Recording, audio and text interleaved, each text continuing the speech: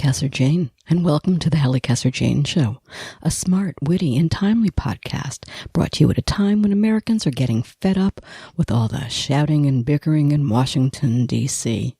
So I, Halli Casser-Jayne, and veteran White House correspondent Matthew Cooper are here to offer you an insightful, engaging journey into the world of politics, always with a smile and dialogue that snap, crackles, and pops. And with our very special guests, we strive to offer a different take on all things politics in our weekly conversations. So pour yourself some martini, grab a spot on your favorite sofa, and have a listen as we tackle it all and like to stir and sometimes shake things up.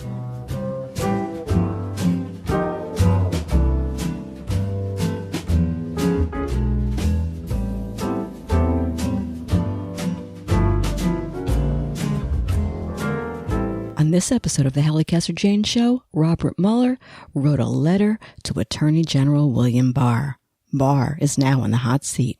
Did, as Mueller wrote, Attorney General William Barr misrepresent the Mueller Report to the public? Joe Biden takes a 26-point lead among Dems in a new poll. Will it hold? And CNN's former chief White House correspondent and author of a delicious new novel, Savage News, Jessica Yellin, talks her new book and more. And we're just beginning. Here we go. Hey, Matt, what a difference a week makes. Eh? Yeah, totally. We have a Biden. Biden has landed. He landed, and he 24-point lead. He's no longer Biden his time. I'm telling you what, I am impressed by all of this. I can't even believe what's going on. You know, it was pointed out to me this afternoon by a friend that anybody who's saying to themselves right now about Biden, so he's got a 24-point lead, it's 18 months away. Right, sure. Trump, once he came out, that was it. He never lost the front-runner status. It's possible. It's possible. Well, I think a few things are going on here, right? I mean, first, Biden engaged Trump right out of the gate. I love that. In an effective way over the Charlottesville showdown. And I think that really helped him. He did that in a very effective way. And then I think, everyone who's on Twitter may have been underestimating Biden's popularity out there. They may have thought, he's going to have to grovel to Anita Hill. He's going to have to apologize for the crime bill. He's going to have to apologize for this and that. And I think what was interesting today is not only is he way ahead in the polls, but he was ahead among blacks. He had more black than white support. Which is fascinating to me, because remember last week I said to you that I was getting a lot of mail from blacks saying, this guy, forget about it, Anita Hill, yada, yada, yada. Yeah, but I remember what I said. Yeah, well, you may have been right, except because the polls are certainly showing that you're right.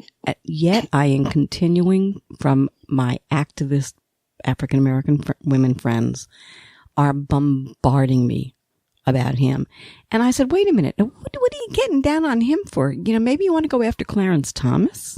Yeah, I hear you. But, I think I want to see the crosstabs, as they say in polling, because I think my hunch is there's a big divide between younger and older black women, and that the older black women, church ladies going to church, 40 and up, I think they like Biden. I think this poll shows it, and they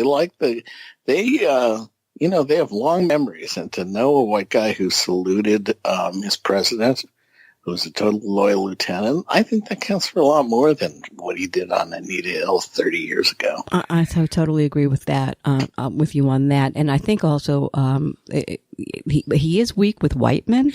Yeah, right. And a lot of people were saying, he's supposed to be so great with the white dudes. Yeah, so I want to see what's going to happen with that, because I think that's a little bit odd, personally. We have to wait. That has to play out. But it is early.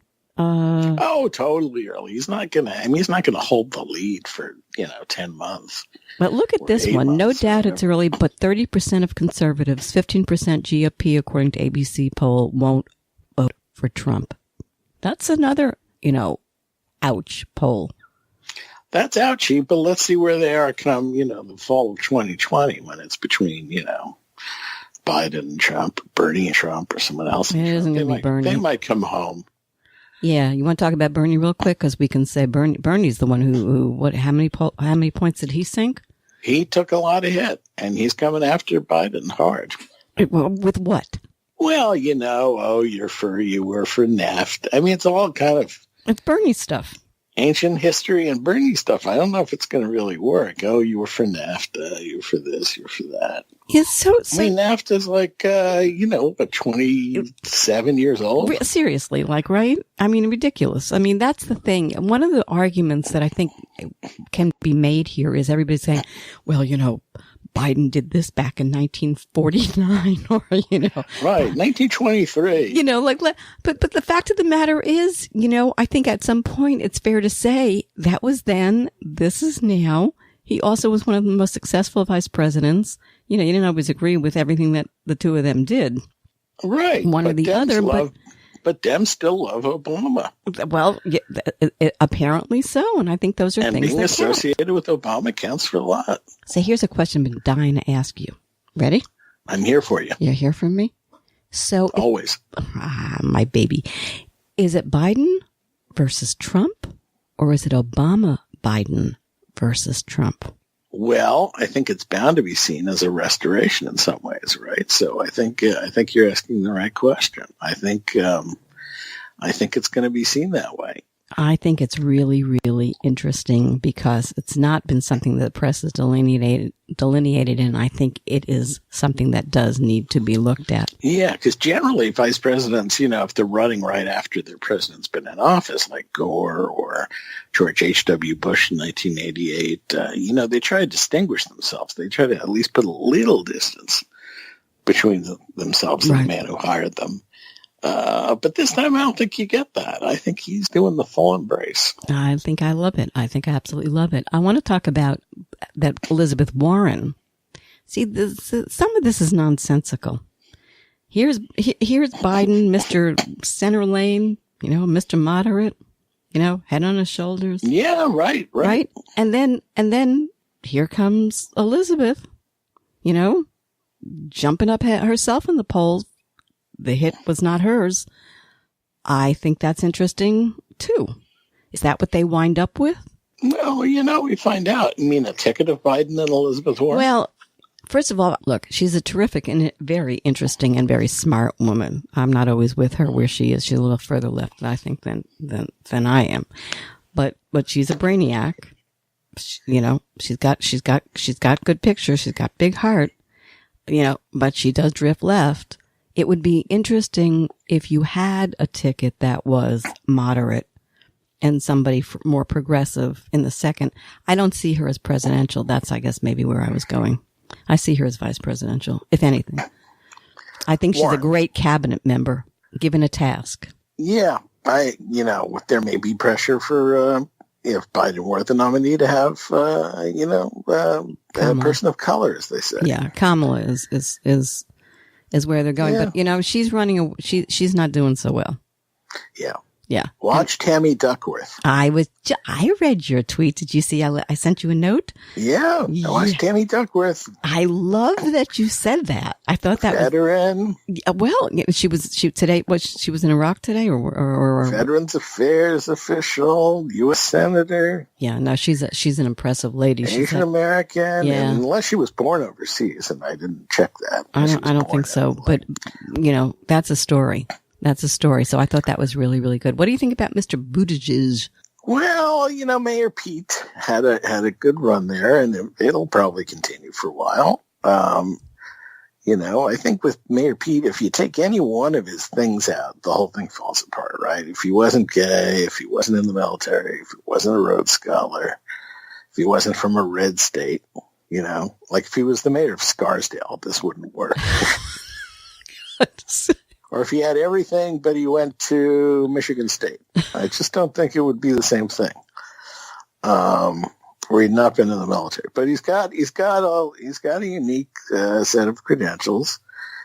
He's too young. That's helping him. But I just think when he's on the stage, he's going to look like somebody's nephew. or younger brother. I mean, it would help if he were 6'4" or something. Yeah. No, I agree. But he's got, he's going to look like he's at the kids' table. But he's got a future, maybe. Sure, why not? But I just don't think. The press was looking for a story, and he gave him a moment. That's where I am on him. We have to keep moving because we don't have a lot of time today. And we got to run here. I got a lot of stuff. Well, let's cover the ground. Do what? Cover the ground. Oh, cover the ground. Yes, my hearing's gone today too.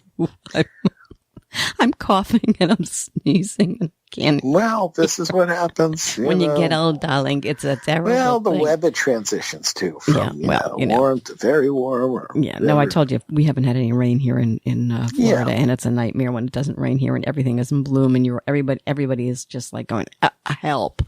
We need water. I have to go to the beach. Okay. I'm jealous. Well, it's getting nice there. Have we talked Beto? We haven't talked about that. All right, so let's talk about him real quick because he has two gears. That's what I finally figured out about him. He's either overamped or he devolves into the singy-songy kind of drone-like vernacular. I woke up in the middle of the night with him on my TV. I don't know, my TV didn't go off when it's supposed to go off, and there he was. They were running. Yeah. And I thought, oh, my God, what's this voice now? And it kept me up. I listened to him. But, I mean, he's very drony. He's not everything he was cracked up to be. Well, he went too flaky. You can't go. You do a little flaky, but you can't be too flaky. Right. I think historians may look back at his dental work as being the moment he lost America. I have a friend who lived in Houston and said, I would have loved him to be my senator. I just don't want him as my president. Hello. That's what he's up against. So yeah, I just don't know if people want to exchange one flaky for another. Exactly. And I don't know how he dials that back. I don't know if he has enough time to dial it back. Long way to go. Let's see. Stacey Abrams, she's not going to run for the Senate. No, she is not. How did you feel? What, were you surprised by that? A little? A little bit. Yeah, I was. But I think she knows it's going to be a tough year in Georgia. I think, Trump will get the white people out and win the state. I think it would be tough to win. And I think she's probably smart to, sit this one out. Yeah, I don't know where she goes. Get a cabinet gig or something. Yeah, I don't know. It's interesting. I want to say two other things on when we're talking about this, and one is it's the economy, stupid. I find that whole thing that's playing out already very interesting. The fact of the matter is, I think the Dems found their sweet spot on that. And the sweet spot is, it's doing great for the 1%. Have you been to the rural areas lately? Have you been to, urban? A certain segment of society is doing great because of Trump. And then there's the rest of us. That works. What do you think? Yeah. I mean, I think it's right. I think it's the best way to, it's obviously got some truth to it. I think the growth in wages and employment is beyond just the 1%, but it's a very small growth. Let's just say that. And you know what, the cost of living has gone. They're saying no inflation, but food. If you have a family and you try to feed your kids today, you're screwed. The cost of food is outrageous right now. I don't know if you've noticed. You probably don't buy your own food. You probably have some beautiful woman buying you food. I do all the cooking that takes place here. All the cooking. Do you? Okay. I'm all about the cooking. All right. Well, there you go. But there are problems. A lot of people are working 2 and 3 jobs to do what they could do with one job. So there are problems in the economy. There's no question about it. Anyway, I think there was a sweet spot found there, and I'm kind of thrilled about that. It's something to work with. When, it's not 3% growth and low unemployment. Yeah, but I think those numbers are fixed. At record highs. You got to work with something. Well, I just think some of those, those numbers don't add up for me, but hey. No, I hear you. And look, rural America's, got a lot of problems. Yeah. That's what got Trump into office in large part. Right. So let's see what happens there. But there is an argument there, which I don't think 4 weeks ago anybody thought was going to be there. I do want to make mention, we're not going to discuss it, but I think we have to say it. Let's not forget the battle for the Senate. No, do not forget the battle for the Senate. Okay. We'll bring it up again at another time, but I want to I'm going to keep saying that because a lot of seats. A lot of seats. A lot of interesting. All right. Yeah. Mueller report. We're going there. Lindsey Graham, Doug Collins saw the unredacted version. Did you know that? I didn't know, actually, that they had gone over to see it. I know the Democrats were refusing. I guess I knew Collins went over. I didn't know about Graham. Yeah. It was just before we went on air. And, nothing to see here. Graham Cracker, who is what my name for Lindsey Graham is now, because that's who he is. He's a Graham Cracker. I get it. I know you get it. I see what you're doing there. He is up for re-election. Could we? It's beyond at this point. It's just beyond. So whatever he says, what the hell is the difference of what he says? Because you know what he's going to say. There's not an ounce of truth left in this dude. He has sold his soul to the devil. So we'll have to wait to see. He's all in. Yeah, he's totally all in. But all right, so tomorrow, and we may have to do a pickup at the end of the week because if this thing with Barr gets as crazy as some people seem to think, is he going to show up tomorrow? Yeah, not clear. Yeah. I mean, he's certainly hinting he isn't, and I can't believe he's not going to show up because he's going to get questioned by lawyers instead of members for half the session. Well, he's another one in like Flint with you know who. He's totally in with the big dude. The big dude. I put a picture up on Facebook. Did you see it by any chance? I did not. Okay, I'm going to tell everybody to go to my Facebook page. I'll put it up on Twitter too. 2 pictures, and that's all I'm going to say because it's hilarious. At the Halli CJ Show on Twitter, it's just okay. But I'm very curious as to what's going to happen tomorrow. Was it young Barr, old Barr? No, it had nothing to do with Barr. No. It had to do with Trump. I do not know what made my brain go from Barr to... Well, you have an agile and unique mind. Thank you very much. But it was pretty funny. But you know, what do they do if he does? Should they arrest him if he's a no-show? Well, you know, there are a lot of steps before arresting. I mean, they can issue the subpoena. They can go to court to enforce the subpoena. I mean, they don't usually go straight to finding the guy and cuffing him. Plus, he does have an armed detail. You don't really want to see. Here's where risk an altercation. But yeah, I think at some point it could come to that. I think you have to go through a few steps. Something has to come to something, because if Nadler says one more time, we're going to do this, we're going to issue this tomorrow, and does nothing, his credibility is shot. And the Democratic Party is not happy with this. They want something. They want a little blood. I think they have to do something. I really do. I don't think Barr's going to, I could be wrong, I don't think Barr's going to disobey a court order. I mean, after it's been appealed. He might appeal a court order. But I don't think they should wait. They have the right to do it right now. Like enough is, what I'm saying is enough is enough.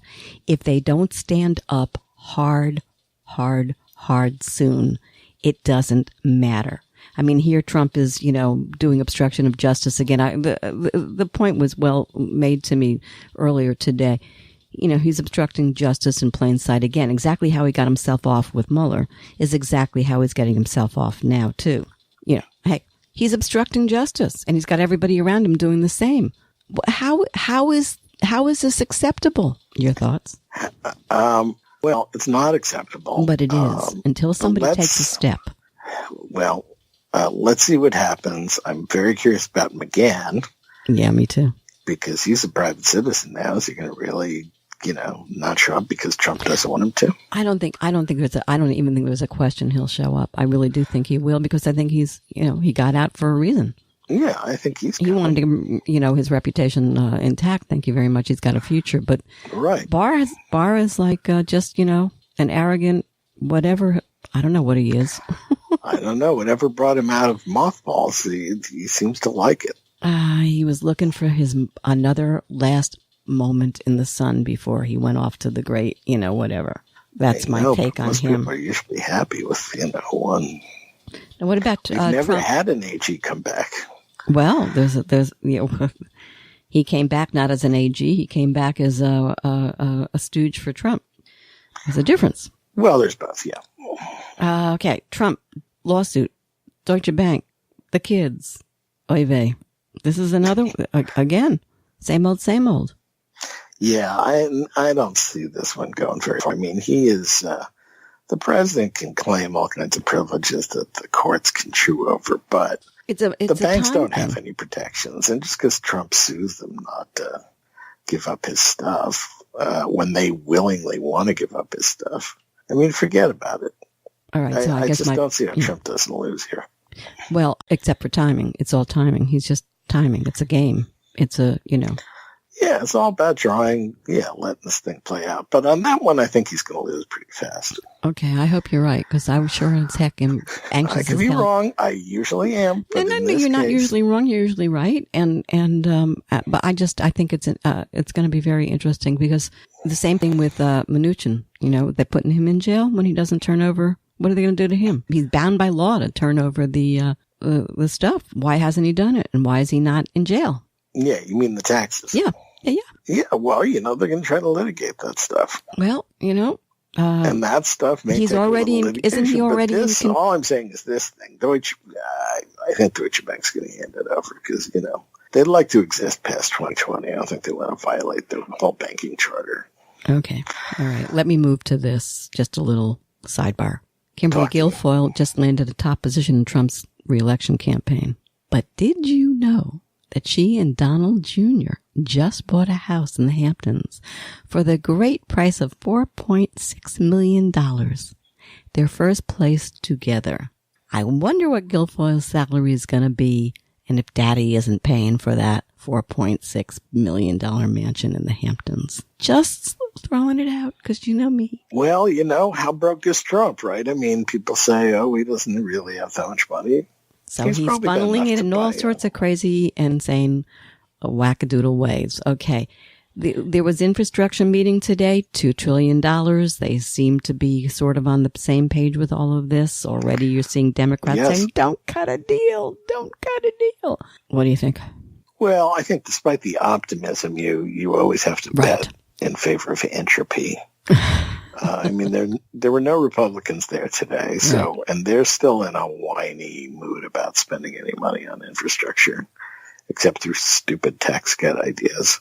And then you got the long dance of legislation before it gets out, and who knows? By the end, maybe Trump is putting wall money in there, and then that's a poison pill for Dems. And he lost on the wall. Can I interject on that? Because the poll numbers are now showing even Republicans don't want the damn wall.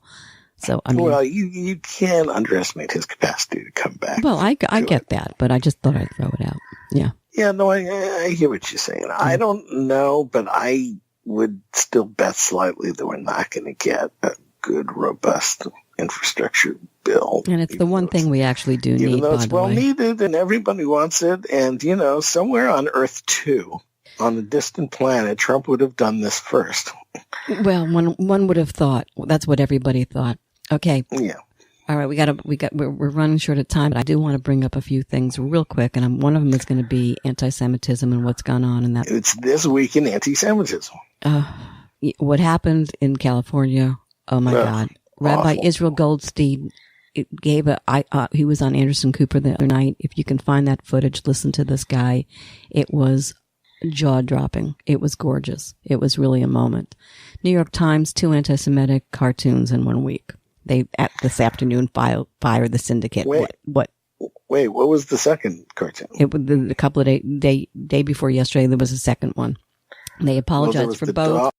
There was the dog in Trump, right? Right, and then there was another one which I didn't see, but I just know about it because my friend in Israel sent me a note about it. So I said, okay, but I didn't get a chance to look at it. But however, they dropped the syndicate that was servicing and supplying the cartoons as if nobody saw it when it was going into the paper and wasn't chosen. Right. I mean, ridiculous. Okay. I'm going to my friend Ilhan Omar, and I'm curious as to what you're going to say. But her statement on what happened in condemning the attack, she condemned the attack on the synagogue, not the attack on Jews.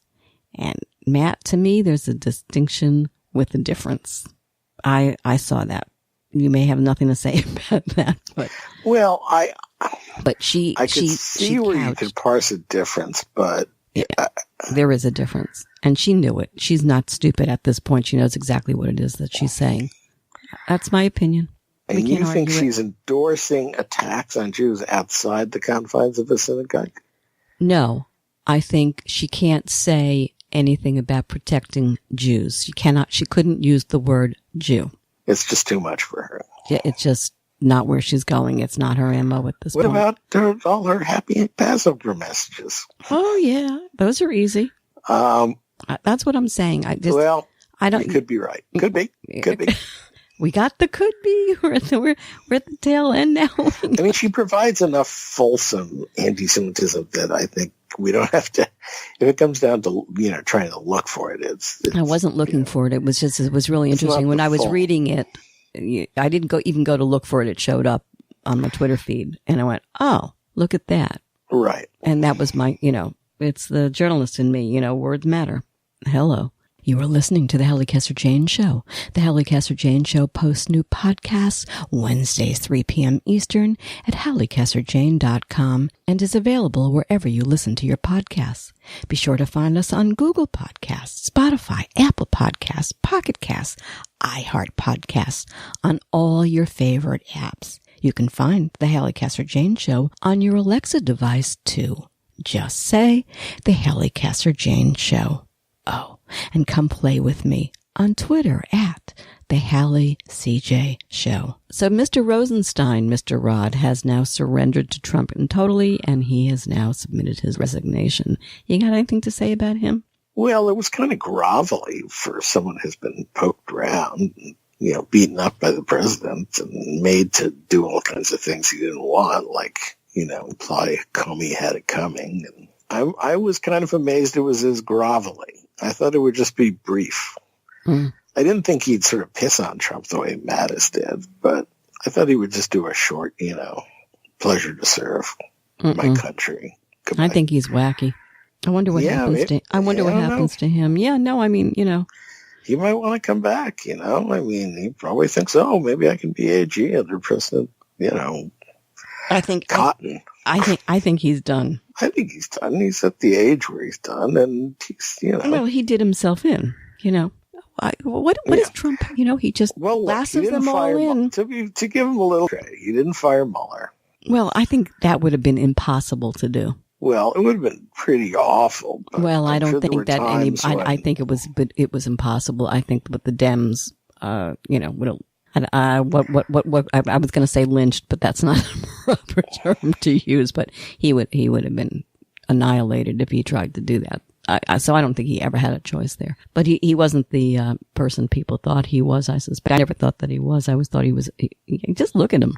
Look at his face. Look at his eyes. Watch people when they speak. When they stand there. When their pupils dilate. Yeah, pupil dilation test. Well, it's been a long day, my friend. It's been a long day. Adam Schiff, criminal referral for Justice Department on Eric Prince. That could be proving very interesting. Yeah, I gotta say, that's always been a very curious part of this whole story. Eric Prince down in the Seychelles, meeting with Russians. I can't even keep track of these scandals within a scandal. Did we talk Venezuela? Of course, this is Betsy DeVos's brother. Her brother. And the whole reason she's the only one who's still, one of the few who's still in that cabinet. And the former Blackwater. Right. Head, in fact. And there's a reason why she's still there. Because she's an idiot. Yep. And even Trump knows she's an idiot. So, hello. This could lead down one of those, roads that takes us, lanes. I guess today we don't say roads, we say lanes. Yeah. Well, let's see what he's got. Yeah, it's going to be very interesting. Yeah. You got anything on Venezuela real quick? Because I don't want to end on Venezuela. There's one other place. Well, there is this report that the Russians, stopped him. Yeah, stopped Maduro from fleeing the country and told him, oh, hang in there. Yeah. Yeah. I mean, Putin's shown some muscle here in our hemisphere. And, here in the United States of America. To his credit, Pompeo pushed back today. Well, that Pompeo, I don't know what to make of him. We should do a show just on him. Yeah, well, He's not my fishing buddy, but I think he did okay today. Yeah, North Korea. Yeah, well, Central and South America. Yeah, I do. My God, what is going to happen to this country? Listen, this is what happens to them. They implode. They go down to, up to $9 billion in inflation. People are starving on the streets. They start storming the borders. Then all of a sudden somebody comes in on his wild chariot and every new broom sweeps clean, baby. Oh my God! It's like Weimar with palm trees. This is all that's what happens down there. I mean, it's a nightmare. NRA Wayne LaPierre back in, over north out. There's a story there, darling. Well, yeah. Yeah. The NRA turns out to be a total racket. Yeah. And how come nobody knew all this? Policies? It just seems to be like how come nobody knew? Such a scam. How did this go undetected for so long? This is going to be something. I mean, there have been reports of their financial difficulties. Yeah, for a while, but all the years, reporting in the New Yorker and elsewhere about how they just have been pissing the money away. It's really yeah. Wayne LaPierre has a better wardrobe than Paul Manafort. I mean, basically, in the Trump era, everyone's a grifter. It's unbelievable. But like I said, their truest ideology is grifting. And, if it's not, Ryan Zinke getting new $50,000 doors to his office, or the other one with a $30,000 desk. Tom Price with the plane rides. I mean, everybody's a grifter. None of them have any real money. They play everybody else's money. That's how the rich get rich. Oy. You sound surprised. I'm not that surprised, but we haven't had that. We haven't had that in the halls of the White House. I think they just like scamming. I think it's just what they do. It's just really pretty awful and disgusting. Even the rich ones, that's what they do. That's what they do. That's the whole game. So, sweetie, can I call you sweetie? You can call me anything. Okay, Matthew. My favorite boy's name, Matthew. Yes. Breaking news. All right, here we go. All right, so just as we're about to close, I look over at my email, and what do I get? Breaking news alert, New York Times. Robert Mueller wrote a letter to the Attorney General objecting to a characterization that the Russia inquiry appeared to clear President Trump. Oh my gosh. Is that an oh my gosh?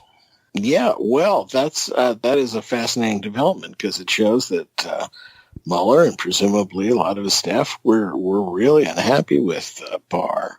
I think we had guessed as much. I don't think this is shocking or surprising, but it's still fascinating. And of course, Justice Department, Barr's putting this down, saying no big deal, nothing to see here, move along. But I think it is a big deal. I think it adds to the weight of evidence against Barr's impartiality and credibility, and there isn't much left of either. Michael Schmidt, Mark Mazzetti. Interesting to me, first of all, it comes out tonight because Barr, the whole thing tomorrow. Absolutely. They want Barr questioned about this. So we don't know who leaked this little baby. But there was something at the end of the article that struck me, and that's what because we'll go into it more. It's just breaking, guys, and we wanted to give it to you. But the fact of the matter is, this may also have something more to do with the other, not just the obstruction of justice part. We don't like that word collusion, but for lack of another word, it might have something to do with that as well. Did you read the end of it? Yeah, but I thought it was a little opaque, so I couldn't quite tell. It seemed to me that there was an implication there that there's more to the story than meets. Yeah, I mean, it would help if we had the letter, which we don't. Right, for sure. But just the fact that Mueller's restrained guy wrote this letter saying, "Hey, you're totally mischaracterizing my report." That's a big deal. And, Barr makes it to the Hill tomorrow. He's going to get asked about it. And when they get a date for Mueller to come up, you can bet he's going to vent about this. So shades of Nixonian and that whole thing. It's starting to really stink. Well, it stunk for a while. I mean, the weird thing about Barr, in a way, was that he spun the report, just hours before everyone would see it, right? Like the morning of the release, He was spinning it. And then 90 minutes later, everyone knew he'd been spinning it. So, yeah, it does stink. I don't think it changes the big conclusions of the report. I don't know. I have a feeling I think it probably would have been a bigger deal if this letter said, the stuff you redacted is crazy. You can't redact that. That's all the stuff about how, whatever. But the only other time he made a statement, Mueller, and you got to believe it's coming from his office, if not from him, is the BuzzFeed article, which we still are, that's just kind of hanging out there like a hanging chad kind of thing. This was a big deal. No, this was a shot across the bow, and the timing is very important. Yeah. It was aimed at congressional spheres to give them something additional to take into the meeting tomorrow, because Barr and the DOJ was never going to release the contents of this letter. They were never going to acknowledge it. So either Mueller and or his allies released it. And now, Barr's going to have to face more questions about it, assuming he doesn't get all cowardly and not show up. Oh, I think he's... Are we taking bets to show up or not? What do you think? You'd have to say odds are he's not because, Trumpy doesn't want him to. Well, also, he had this letter. He knew about this. He didn't know that it was going to leak to the press. He didn't want to show up. That's a lot of this. Nobody could understand why he didn't want, lawyers or whatever talking to him. This guy's the Attorney General. He knew about this. I'd say at least a 40% chance he does show up and say, what's Melissa wind up about? Well, he's going to have to clean it up. Distinction without a difference. Yeah. Semantics. But did you hear my point? My point is he knew about that this was out there, Barr. The letter was out there. Yeah. Yeah, he was the recipient. Well, I'm saying, but he didn't know that anybody else was going to know about the letter. Now I assume he prepared for the fact that it was likely to leak. I mean, that was a total shock to him. These are all this is the way the minds work, guys. Listen to Matt. That's the way Washington works, This is strategic leak. I do think there's going to be, I think this is the beginning of a whole new phase. That's my gut instinct. Of the deep state trying to take down our president. Watch Hannity. He'll explain it to you. All right. Soros. Okay. Good night, Matt. Good night. Bye. Bye.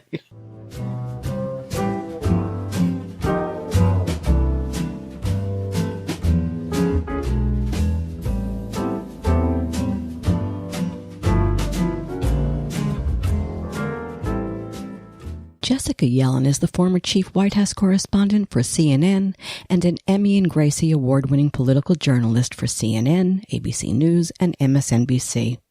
She's also the founder of Sage, a multi-platform media company. Yellin's work has been published in the New York Times, Los Angeles Times, The Daily Beast, among others.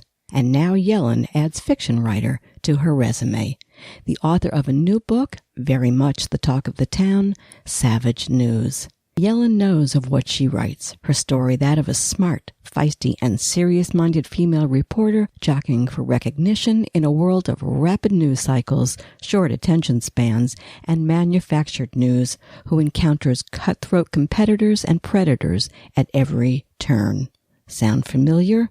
Let's talk with former chief White House correspondent for CNN and author Jessica Yellin. Hi, how are you? I'm terrific. How about you? I'm great. Thanks for having me on. Are you having fun today? I am. Talking to lots of people all over the country. Listen, Jessica, I got to tell you something. This is so much fun. I was shocked in a way how much fun it was. I just loved. Really? Yeah, really. I don't know why. I don't know what I was expecting, but I was thrilled with it. I think everybody's going to love this book. It's just that much fun and juicy, and you just don't want to put it down. And that's what happened to me. But I got to ask you a question. Hard news correspondent leaves CNN, chooses to write a novel, not a factual memoir. That's, I think, maybe what it was for me. I thought, wow, Jessica's going to go for something serious. You got a terrific wit, lady. Got to tell you, fun, liking writing fiction. Thank you. I found it to be so much fun and also so challenging. I wanted to write fiction because I thought I could sort of have more fun with it and bring a bigger audience into the news experience. whereas nonfiction would have really spoken inside the bubble. And it was so fun to be able to write the characters. It turns out, though, that writing a novel is hard, and really hard for me at first. How long did it take you to write it? 3.5 years. So, in news, I was used to waking up and you have an assignment by 7 or 8 a.m. and you're on the air with it at 4. And here, these characters and the story lives with you day and night until you get it down. And there is no deadline. There's no release. I also was trained to write a story that lasts about 1:35 if spoken. That's how long a news piece is. So at first, all my stories when I was writing come out to the length of about 1:35 if spoken. Not how you write a novel. For sure, absolutely. A lot of adjectives and adverbs also you may not have time for in a short piece. When I told people you were going to be on the show, the first thing that they wanted me to ask is why someone in such a powerful position as chief White House correspondent for CNN. And then I think that, you went to a different phase, but also politics. Why you would leave a network where you had such wonderful exposure? I had always wanted to cover the White House. That was my goal. I covered it both under George W. Bush and Barack Obama.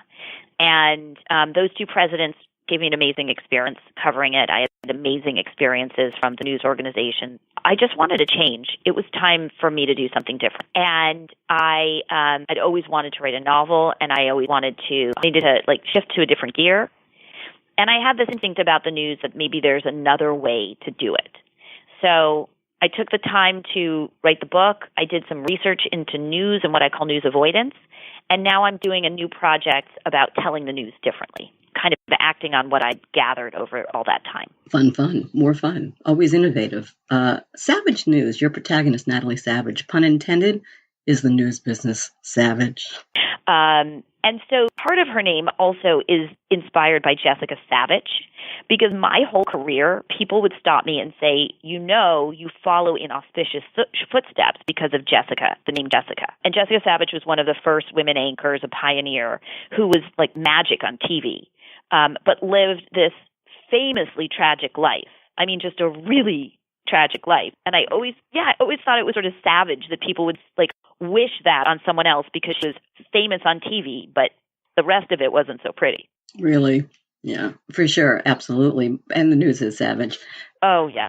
Can we agree we live in interesting times? I think you and I can agree on. Right. So from your perch these days, somewhat outside of the DC bubble, honestly, is the American public getting the truth? Or as one well-written character once said, a version of the truth? Let me take that a little bit further for you. Is the news business holding up to its end of the bargain to be as one news network calls fair and balanced in its reporting? Are you concerned? I think those are separate questions, to be honest. I'd like to take them separately. I think that the journalists are doing exceptional work. I think we've never seen better reporting, and they are working hard every day to find the truth, confirm the truth, get the truth approved, and get it out. And I am inspired by what my former colleagues are doing. I think that there's an enormous pressure on media organizations broadly right now that is leading them to sort of tilt toward this all outrage all the time approach to coverage. And I worry that every molehill is made into a mountain. People are going to have a hard time distinguishing between the molehills and the mountain, and I worry about outrage fatigue. That doesn't have to do with the quality of the reporting that's being done every day by individuals, but it's the overall tone that the audience is getting from, Washington in general. And I think we need to do a better job of modulating that. I find that any place where you're going for the top, for real achievement, it's hard. It's incredibly hard and competitive. That kind of level of achievement never comes easily to people. Sure. I so agree with you. Oh my gosh, do I ever. We really do. Women in the news business, then and now in the era of the Me Too movement. I got to talk to you about that. As a woman myself in the news business, I got to tell you, I still have to navigate sometimes treacherous waters, even in these so-called woke times. How about you on the subject of women in news? I mean, let's talk about your character, Natalie, in Savage News. She endures some really, shockingly frank criticism just about her appearances from men mostly, right?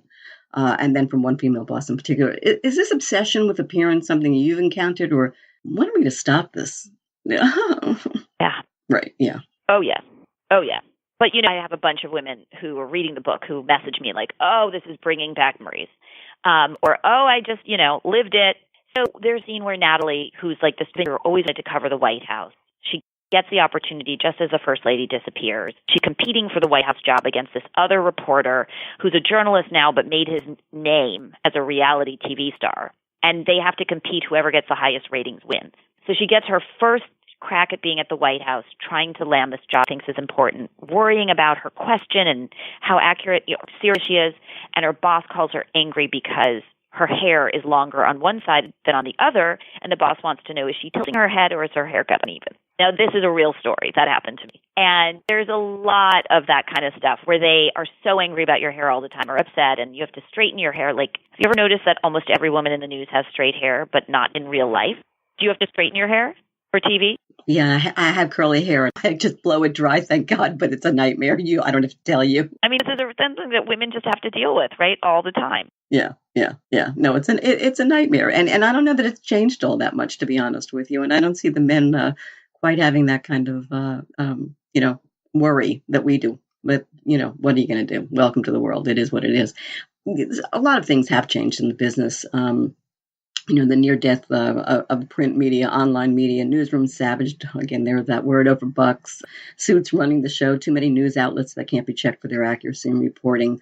What worries you most for the future of journalism?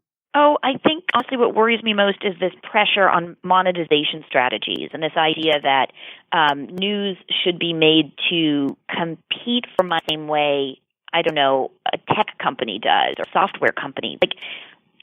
At some point, just, you've got to focus on doing the journalism first. An audience will follow, and it's a healthy business. That's enough. I think that those questions bother me more than all this crazy noise about fake news and too much opinion journalism, all that out. The White House is trying to wage a war on journalism because they like to have enemies. They're trying to delegitimize the press. But the press is doing really good work. The challenge is to figure out how to keep doing that work inside these for-profit businesses that want to grow. And one thing I'll add is that I am doing a news enterprise now on Instagram where I'm trying to do the news differently and give you succinct, smart news in a calm voice. I call it news without the panic. And you can find it on my Instagram at Jessica Yellin. Shameless plug. Which I absolutely love, by the way. Thank you. Right. At the end of the day, I'm such a wreck these days from all of this nonsense that I'm just like, sigh. And to go and find something that's a little bit more truly balanced and gentle, by the way. Because news can be presented, gently, if you will. Everything is so blown apart, Jessica, right? I like that. You're so right. I never thought of saying it that way. I really like that. Well, everything is high octane, high volume, coming at you at a 12, and I think that it's going to give people outrage fatigue if they don't have it already. And that worries me because we need to conserve that for if there's a moment when true outrage is warranted, for those moments when it is. Well, that's the thing. I'm not sure that we even know it at this point. I think we've lost that. There are no highs and lows. There's no medium. There's just high all the time. And you know what I wonder? I wonder when the perpetrator of this leaves, if we can go back. Do you think we can go back? Do you think we can find that middle ground again? I don't know. What do you I don't think there's ever going back. But maybe we can learn from this and evolve. Yeah. Our media is changing. Yeah, I mean, we're on digital now. Things are more on the go.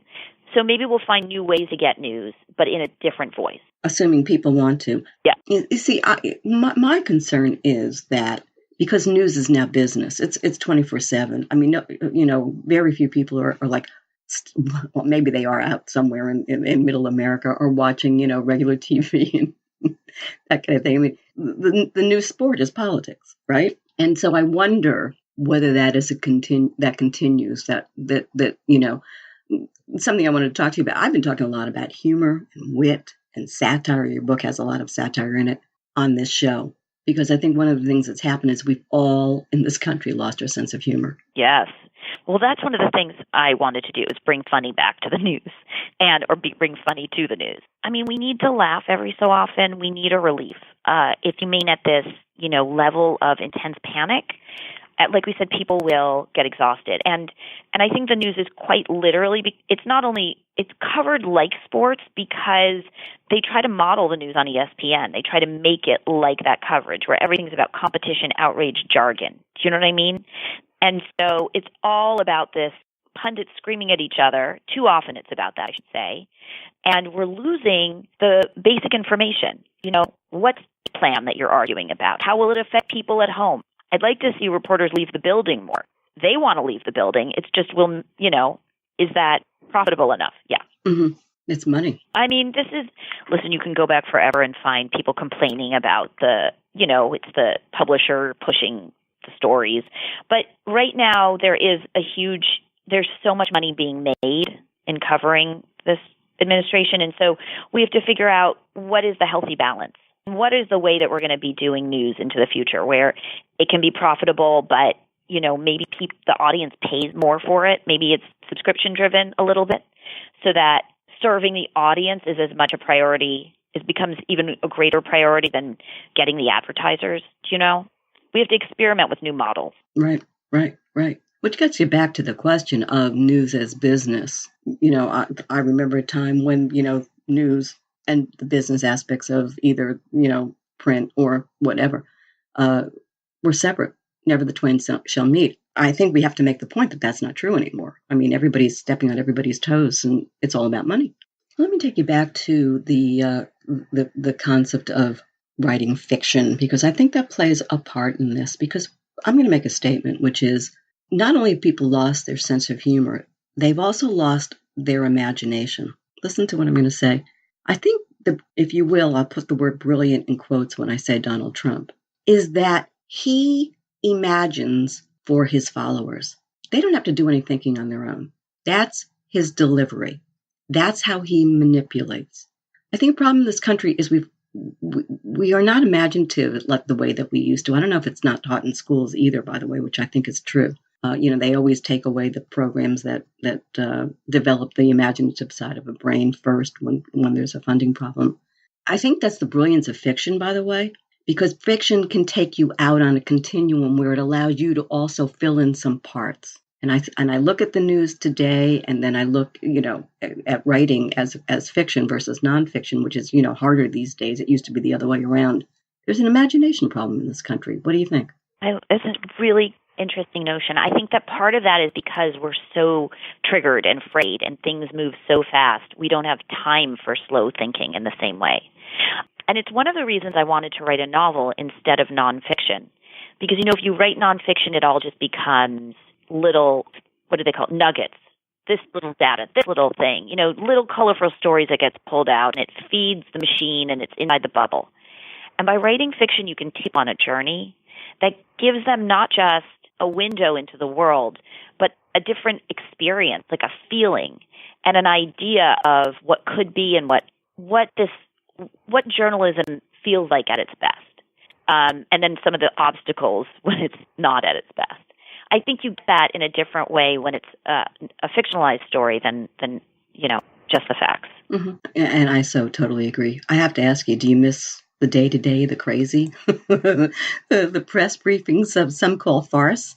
Speaking of satire, I don't miss being. I wouldn't want to. I mean, my heart goes out to the people who are in the press briefing room every day. That is challenging, or I should say, every day that they actually hold a briefing, which is rare because it's combat, it's a staged combat. But I miss the camaraderie of being in the field with the crew and being in the know, the first to know about what's going on, and having just amazing reporters around me with, to bounce ideas off of all the time. That's the kind of stuff I miss. But I think that this current moment at the White House is just, they're trying to delegitimize the press, and it's bad and dangerous. And I'm proud to see so many people doing such high quality work under such unfortunate circumstances. Right. What have there been, like 2 in the last 40 years or something? Yeah, no, it's nuts what's going on there. Absolutely. Yes. There's a term in the opening of your book, be noisy. I assume your real dad must have said something like that to you for you to have grabbed onto that. Let the world know you exist and you're there. That wasn't my dad's, but a version of what he said. The idea is speak the truth, even if the people around you are uncomfortable or not ready to hear it.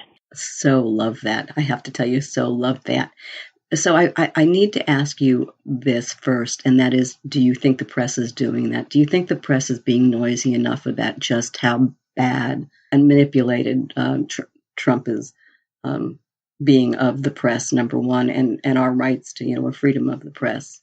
I actually think the challenge is that everything's an outrage, and we need a little more distinction between what are just daily absurdities and what's a true outrage worth recognizing as a break from American norms. And I think that because the volume is at a 10 or 12 all the time, it's hard to distinguish. And it's one of the reasons I do my news feed on Instagram, because I call it news noise. People can't find the signal inside the noise. And it's our job to work harder to say to people, here's the stuff that's just outrageous. And that means leaving the building more. We don't need to hear from pundits all the time. Sometimes it's better to send these great reporters into the field and let them do their job. That's what Natalie does in the book. That's when you get great stories, but it's hard. That's reporting, but I'm talking about, are they being loud enough about this, that this is being messed with? But it's hard. We'll leave it there. Thanks so much. Terrific book. Appreciate talking with you. Thanks for having me. Sure. My pleasure. I've been speaking with Jessica Yellin, former CNN chief White House correspondent and the author of a hilarious, all too real new book, Savage News. To purchase the book, visit Amazon.com. And be sure to follow Jessica on Instagram and on Twitter at Jessica Yellin.